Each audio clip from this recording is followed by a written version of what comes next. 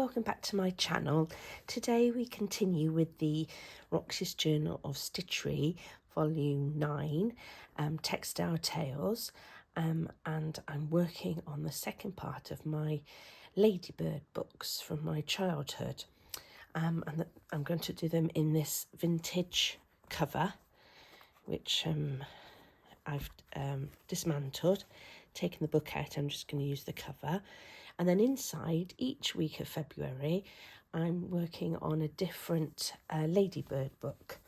And last week I worked on Aesop's Fables, and this was the finished item. And I looked at the goose with the golden egg. There we go. And I did some fabric collage, and I did some embroidery with the moral. So that one was finished, and I'm going to put a little ladybug on the back of each of my little individual Ladybird books. So that was last week's. And then this week I've worked on the second book, which is Butterflies and Moths. So this was the original Ladybird book. I think it's a book from the 1960s, 1965. So I had a look through the book to see for some inspiration. I like the colours. So the first, I looked at the cover, and I did embroidery of the title, Butterflies and Moths. And then I put a fabric with a botanical theme, some flowers on the back. I wanted a fabric that was quite pale so that the butterfly stood out. And then I had a look in my stash, and I found a vintage fabric here that had butterflies. So I fussy cut the butterflies out, as you can see. And I stitched them onto the background fabric, and I've just embellished it with a little bit of French knots just to give it some highlights, and I used a variegated thread to do the title, and I put the little ladybird in the corner. So I enjoyed that one, and I did attach it with some running stitch along the side. So that was the first page, and then we look inside, and I found another floral fabric as the base. And what I've done is I've done some thread painting on the rose. So I've just used some different shades of pink. So what you do is you look at the base fabric. You can see here I haven't done all the petals because I just wanted to give it some definition but not raise it too much to the forefront. So you look at the shading of the colours. This is a lighter pink, and then that's what you would use, a lighter shade of pink to highlight that area. And you just follow the shape of the petals, and then I've gone slightly dark into the centre, so that looks pretty. And then I fussy cut some more butterflies out of the fabric. And what's another good idea is I wanted a blue butterfly, so I had a look through the book to see which butterflies I wanted to focus on. And I liked this brimstone yellow one, and it was very much like a yellow butterfly that I found on a vintage tea towel. So I cut it out, and this was also on the tea towel. So I thought that looks very similar to the brimstone. So I've cut that out, and I've just stitched it down with a brown on the outside and some details for the centre of the butterfly. So that was my first inspiration, and I had another flick through. And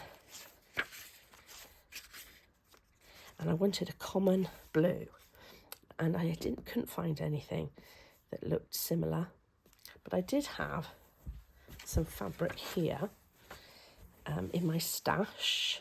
It's one I've had probably 20 years now, to be honest, from Clothworks.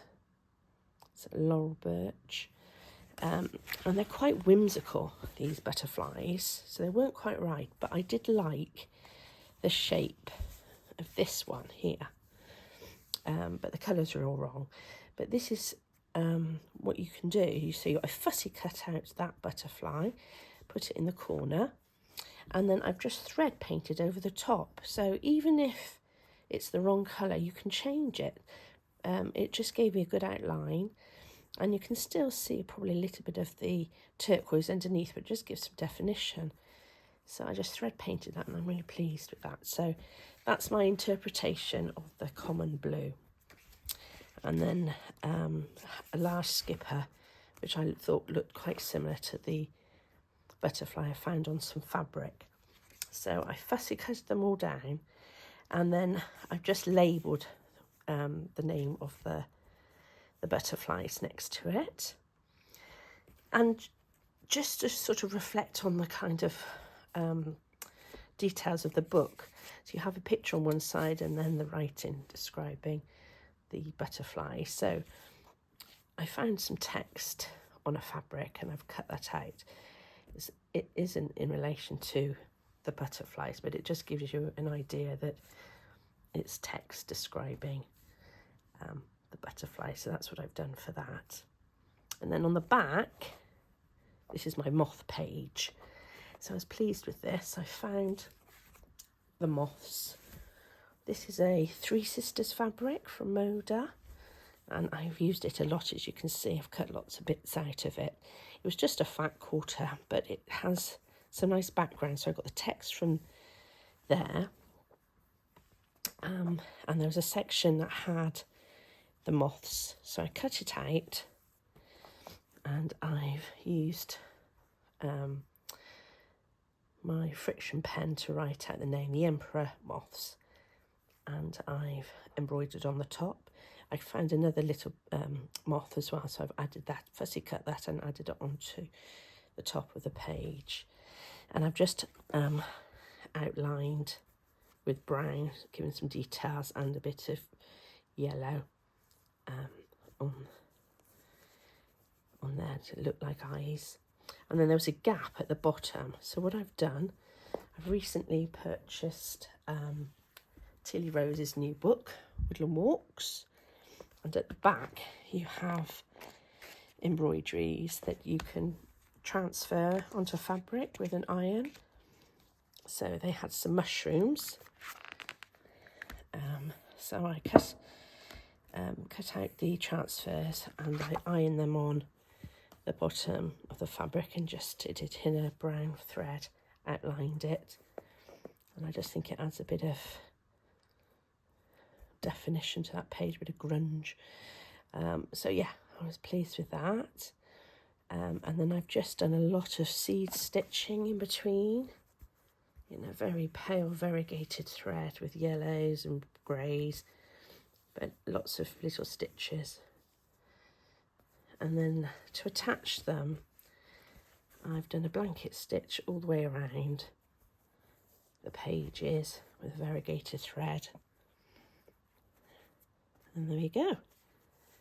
So that is the second part of the Ladybird series, which will go inside this cover with my Aesop's Fables, and slowly building up that. So I've got another 2 books to add in. So next video I will be working on my next Ladybird books, and it will be cooking with Mother, so it'll be a little bit different. So I need to look through this to find some inspiration, and I hope you join me in my next video. Thank you for watching. Bye bye.